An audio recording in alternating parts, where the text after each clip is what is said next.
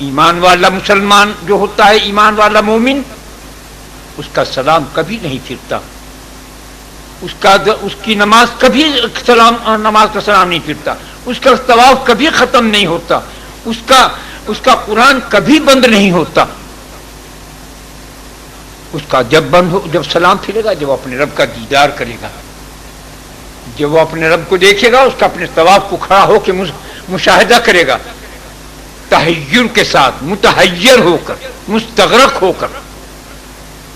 جب وہ قرآن پڑھنا بن گیا، وہ قرآن کو سمجھے گا، اس کی گہرائیوں تک پہنچے گا، اور وہ قرآن کو اس طرح پڑھے گا کہ جیسا وہ پڑھ رہا ہے الحمدللہ رب العالمین، پھر وہ یہ سمجھے گا کہ یہ نازل ہو رہا ہے، پھر وہ یوں سمجھے گا کہ میں نبی کریم صلی اللہ علیہ وسلم کی زبان مبارک سے قرآن سن رہا ہوں. پھر یہ بھی بات ختم ہو جائے گی، پھر وہ قرآن کو یوں سنے گا کہ اللہ تعالیٰ خود بول رہا ہے. پھر یہ بھی ختم ہو جائے گا، پھر وہی صاحب قرآن ہو جائے گا. کیونکہ اللہ تعالیٰ قرآن پاک میں فرماتا ہے جب ہم کسی بندے میں حلول کراتے ہیں، اتراتے ہیں، اس کا ہاتھ، اس کا پیر، اس کی آنکھ، اس کی ناک، اس کی زبان بن جاتے ہیں. وہ نہیں ہوتا، ہم ہوتے ہیں. پھر وہ خود بس صاحب قرآن خود ہو جاتا ہے. لیکن جو علماء نہیں کرتے، ان علماء نے دنیا کو اختیار کر لیا ہے، ان علماء نے تقوی اور طہارت کو چھوڑ دیا ہے. یہ پیر مرشد آج کل بہت سے بنے ہوئے ہیں، انہوں نے تقوی اور طہارت کو چھوڑ دیا ہے. ان کا دل محبت سے خالی ہے. یہ دل خدا نے اپنے لیے پیدا کیا، یہ عرش سے زیادہ قیمتی ہے. میں عرش اور کرسی زمین و آسمان میں نظر نہیں آ سکتا، مگر قلب مومن میں دکھائی دے سکتا ہوں. یہ دل میں نے اپنے لیے بنایا، یہ دل میرا شیش محل ہے، یہ میری سیج ہے، یہ میری کرسی ہے، یہ میری آماجگاہ ہے، یہ میرے دیدار کی جگہ ہے. اس دل کے اندر غیر اللہ کو مت بساؤ کہ ہلا کر برباد کیے جا رہے ہو. آج جو دنیا، آج جو مسلمان برباد ہو رہا ہے، آج اس کے لیے اس پر کوئی رحم نہیں کیا جا رہا. آج ہر جگہ اس پر مصیبت نازل ہو رہی. کیوں؟ کبھی تم نے اس بات کو سوچا ہی نہیں. اس لیے کہ تم نے خدا کے فرمان کو، خدا کے قرآن کو، خدا کے احکام کو کمر کے پیچھے ڈال دیا ہے.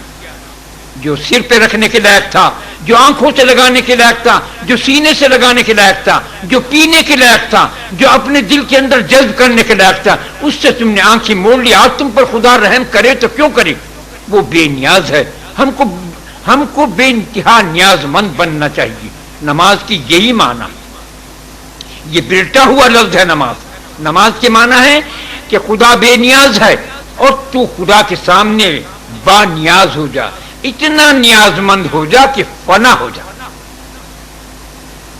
اب اللہ کے احکامات کو اپنے اوپر لازم کرو، خدا سے ڈرو.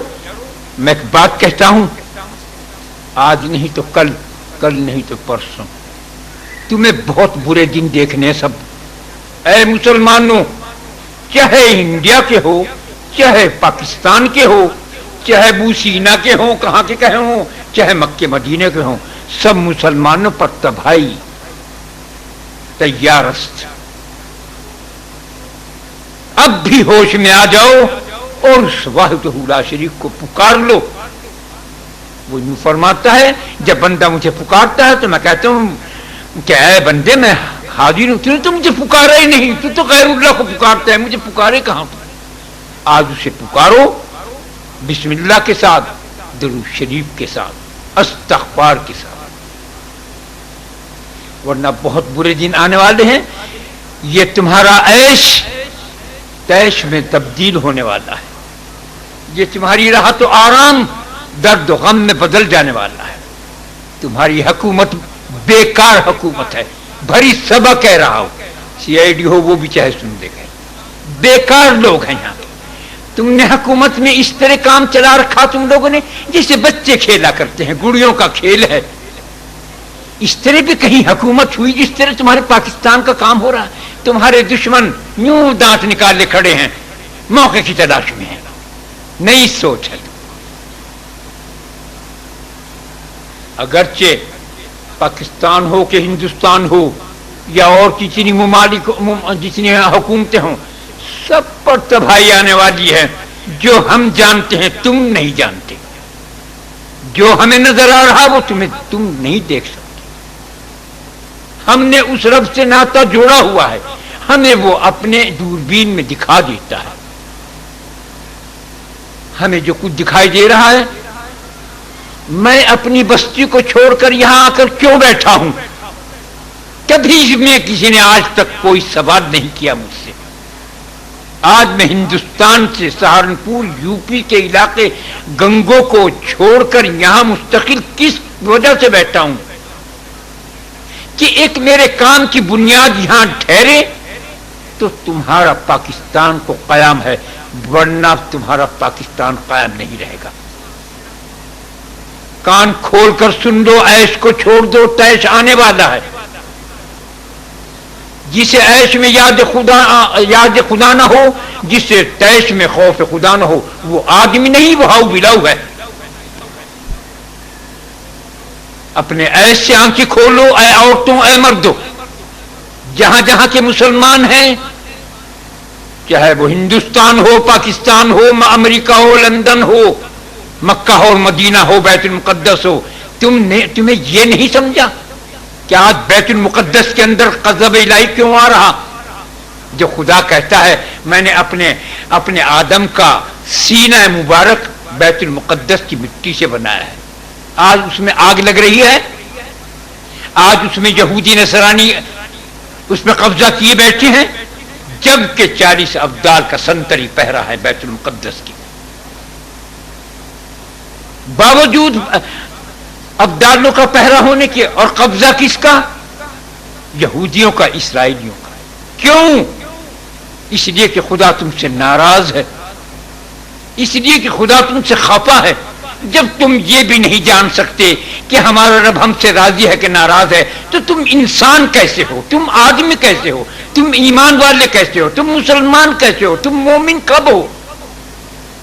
مومن جب ٹھوکر لگتی ہے، اللہ تعالیٰ فرماتا ہے وہ ٹھوکر لگتی ہے، ٹھوکر کیوں لگی؟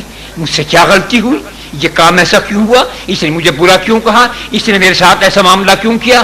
یقیناً میرا رب ناراض ہے۔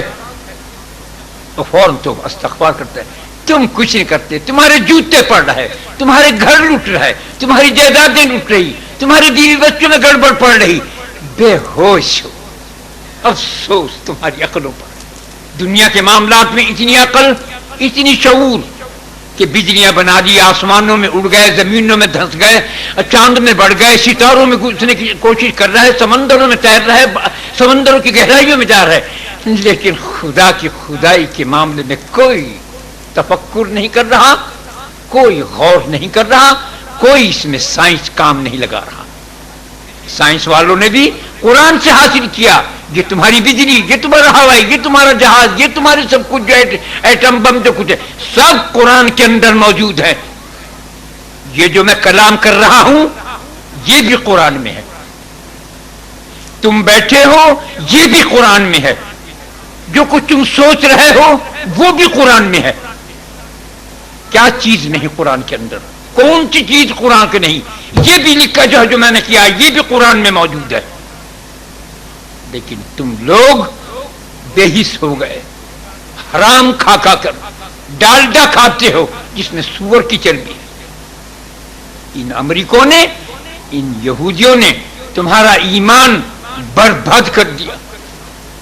تم شرابیں پیتے ہو، تمہاری دعائیں قبول نہیں ہو سکتی، تم ڈالڈا کھاتے ہو، تمہارے اعمال قبول نہیں ہو سکتے، تم ڈاکٹروں کی الکوہل پڑی ہوئی سیالی پنیالی دوائیں پیتے ہو، تمہاری دعائیں قبول نہیں ہوتی، تمہارے اعمال قبول نہیں ہوتے۔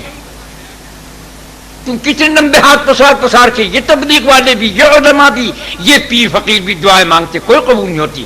ہم کہتے ہیں آئے پورے ورلڈ کے، پوری دنیا کے اولیاء، علماء، صلحاء، صوفی حضرات آئیں جو ظاہر کے بنے بیٹھے ہیں، اور ایک سے ایک فقیر بیٹھا ہے، میں آتا ہوں۔ میں اس لیے کہہ رہا ہوں، کوئی دعویٰ نہیں، کوئی دھوس نہیں، کوئی تکبر نہیں، شکر کرتا ہوں۔ میں ایک خوش نصیب انسان ہوں، مجھ سے بڑھ کر کوئی خوش وقت نصیب نہیں، کیونکہ اس دل کے اندر اس کا پریم بھرا ہوا ہے اور کچھ نہیں جانتا میں۔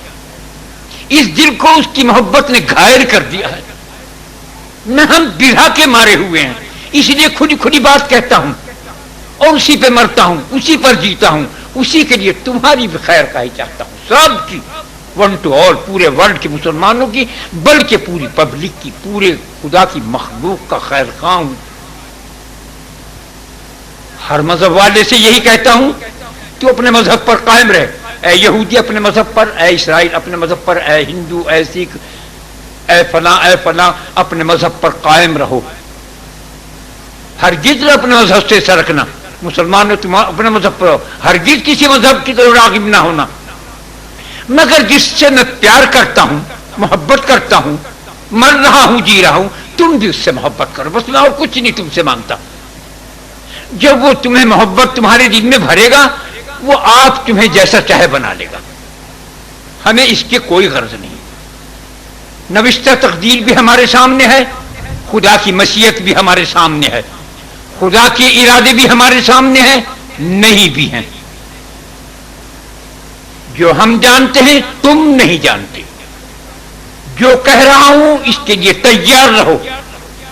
ہاں اگر تم خدا سے استغفار کرو گے، درود کی کثرت کرو گے، بے شک بچا لیے جاؤ گے۔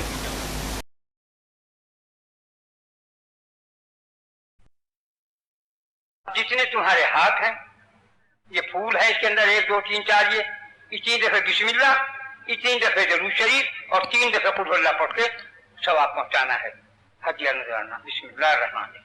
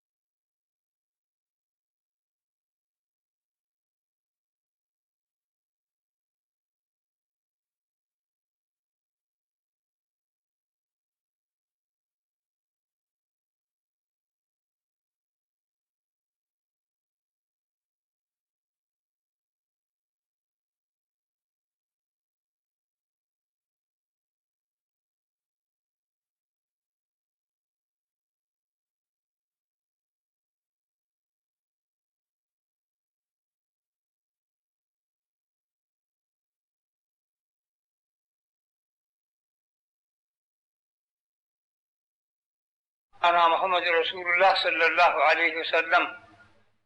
اے اللہ، ہم سب نے جو کچھ پڑھا ہے، پڑھنے کا ثواب ہدیہ نذرانہ جناب رسول اللہ صلی اللہ علیہ وسلم کے روح مبارک کو پہنچ جائے۔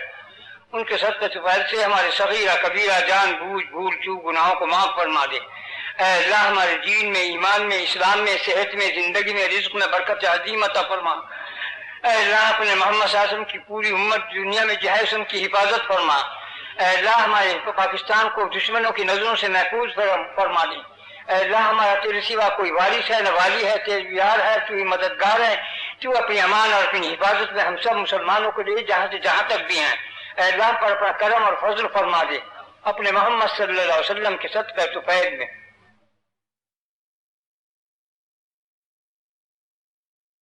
برحمتک یا ارحم الراحمین۔